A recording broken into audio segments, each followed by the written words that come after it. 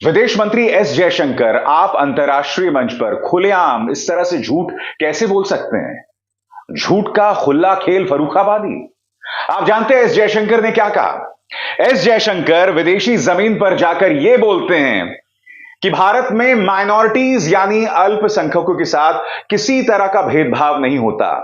रामराज चल रहा है माइनॉरिटीज के लिए। उल्टा वो ये चुनौती देते हैं कि अब तो डिजिटल इंडिया चल रहा है, इसीलिए देश की जनता तक सुविधाएं पहुंचाई जाती हैं और उनसे यह नहीं पूछा जाता कि आपकी क्या जाति है और आपका क्या धर्म है।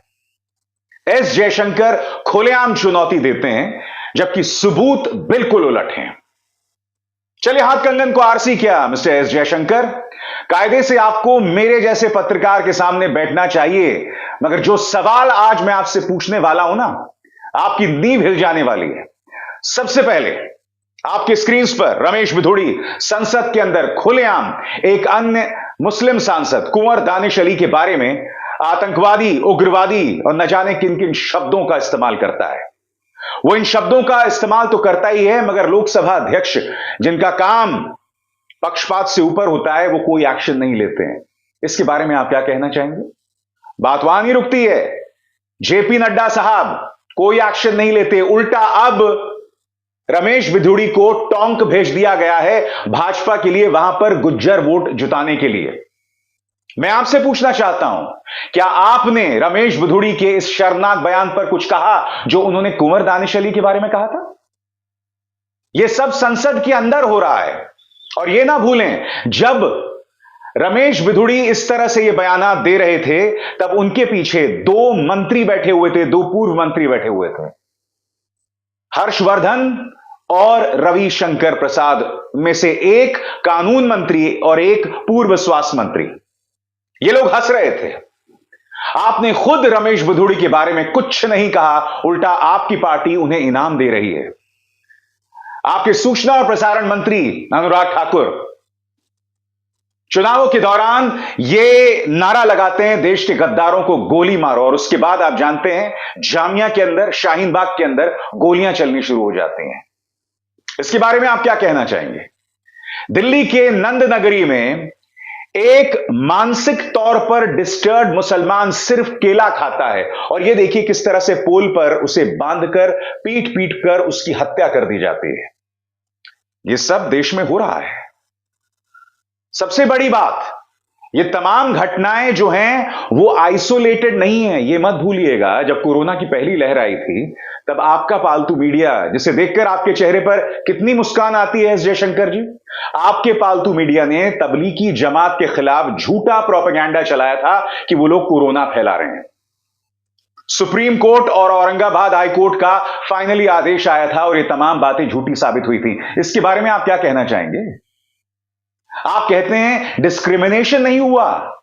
मिस्टर एस जयशंकर, माइनॉरिटीज के खिलाफ नफरत, अल्पसंख्यकों के खिलाफ नफरत को आप लोगों ने अमली जामा पहना दिया है, उसे मुख्य धारा में ला दिया है, उसको इंस्टीट्यूशनलाइज कर दिया है। आपको शर्म नहीं आती इस तरह से झूठ बोलते हुए, बार बार झूठ बोलते हुए, लगातार झूठ बोलते हुए? सिर्फ मुसलमान ही नहीं, ईसाई, सिखों को नहीं बख्शा है आपने। अगर किसान आंदोलन करता है तो उन्हें खालिस्तानी बताया जाता है। आपकी सरकार ने सुप्रीम कोर्ट में एफिडेविट दिया था कि आंदोलन के अंदर खालिस्तानियों का प्रवेश हो गया है, जबकि भारत के अंदर जो पूरा आंदोलन हुआ, सिंघू टीकरी बॉर्डर, कोई खालिस्तानी एलिमेंट वहां नहीं था। आप कोई सबूत नहीं दे पाए थे, मगर आपकी सरकार सुप्रीम कोर्ट में जाती है और इस तरह से झूठे बयान देती है। शर्म आपको आती है या नहीं आती है? और आप इंटरनेशनली कहते हैं कि माइनॉरिटीज के साथ कोई भेदभाव नहीं होता। चलिए, आपके सामने मैं कुछ और सबूत पेश करता हूं। अब मैं बात करता हूं ईसाइयों की। मुसलमानों की मैं आपके सामने मिसाल पेश कर चुका हूं। यह देखिए, यह आंकड़ा देखिए, अटैक्स अगेंस्ट क्रिश्चियंस। और यह अटैक्स जो हैं, यानी कि 2009 से लेकर 2023 तक ईसाइयों के खिलाफ किस तरह से हमले हुए। आप देख सकते हैं 2009, 2011, 2012, 13 में थोड़ा कम हो जाता है, और उसके बाद देखिए 2014 के बाद ये किस तरह से शर्म की इमारतें खड़ी हो गई हैं। ईसाइयों के खिलाफ किस तरह से हमले बढ़े हैं जैसे ही भाजपा का रामराज इस देश में शुरू हुआ है। ये आंकड़े हैं, इन्हें झुटलाया नहीं जा सकता। इन मीनारों के बारे में आप क्या कहेंगे? आप अंतर्राष्ट्रीय मंच पर जाकर यह कहते हैं कि माइनॉरिटीज पर हमले नहीं हो रहे हैं।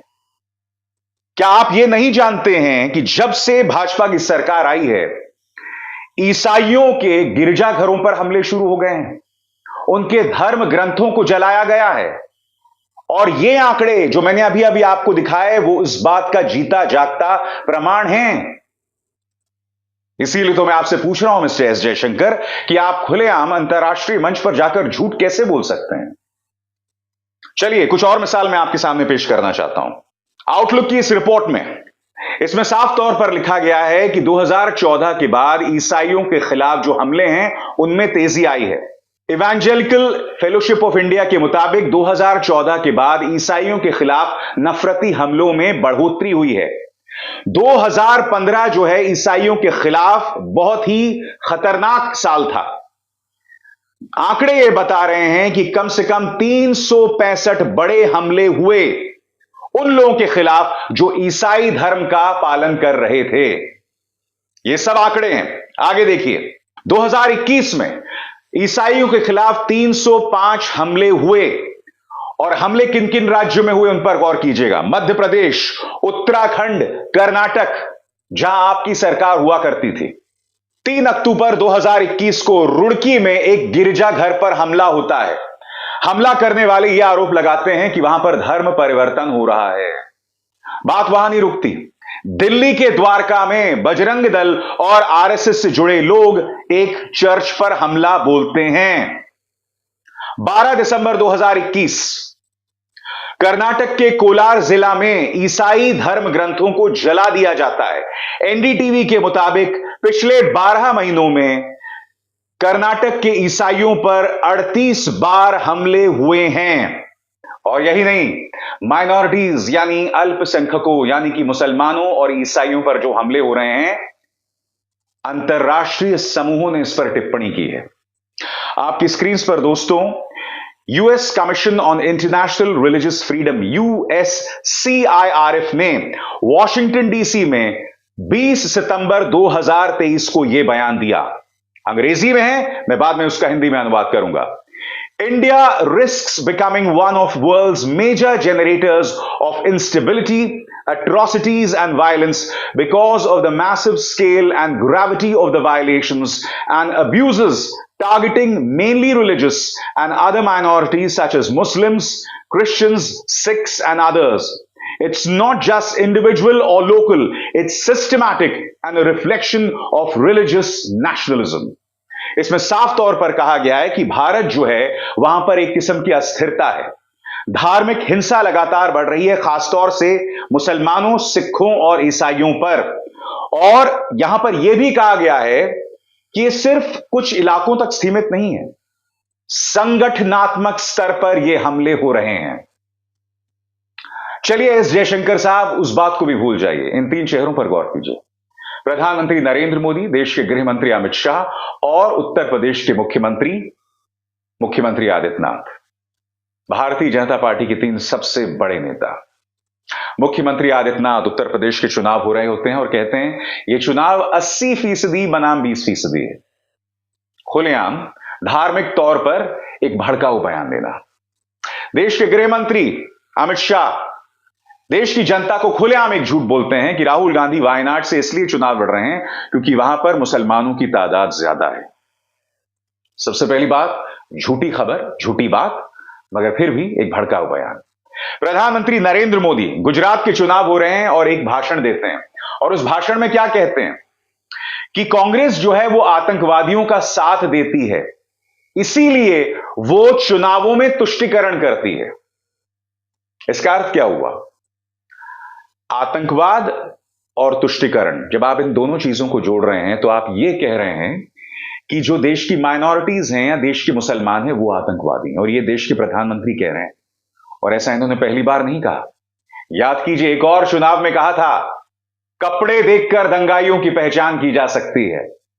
आप वहां पर भी नहीं रुके थे। उससे पहले आपने उत्तर प्रदेश की जनता को यह याद दिलाया था कि जितने कब्रिस्तान हैं उतने शमशान क्यों नहीं हैं। और फिर कोरोना की दूसरी लहर के दौरान उसका जवाब भी मिल गया।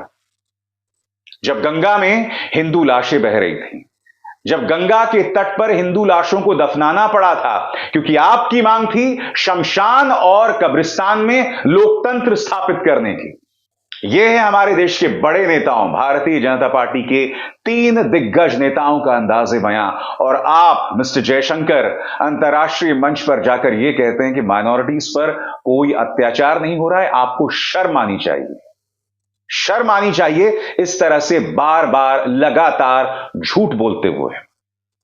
सिर्फ अंग्रेजी में बोलने से, लच्छेदार भाषा में बोलने से आपका झूठ सच नहीं हो जाएगा मिस्टर एस जयशंकर।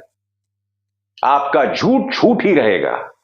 हो सकता है कि आपके जो अंधभक्त हैं वो आपकी अंग्रेजी से, आपकी लच्छेदार भाषा से इंप्रेस हो जाएं, मगर मैं नहीं होने वाला हूं, क्योंकि आज मैंने आपके सामने तथ्यों के साथ आपकी पोल खोल की है। और जब भी आप इंटरनेशनली झूठ बोलेंगे तो आपको इसी तरह से एक्सपोज किया जाएगा। समझे कि नहीं समझे? राम राम मिस्टर जयशंकर, जय हिंद।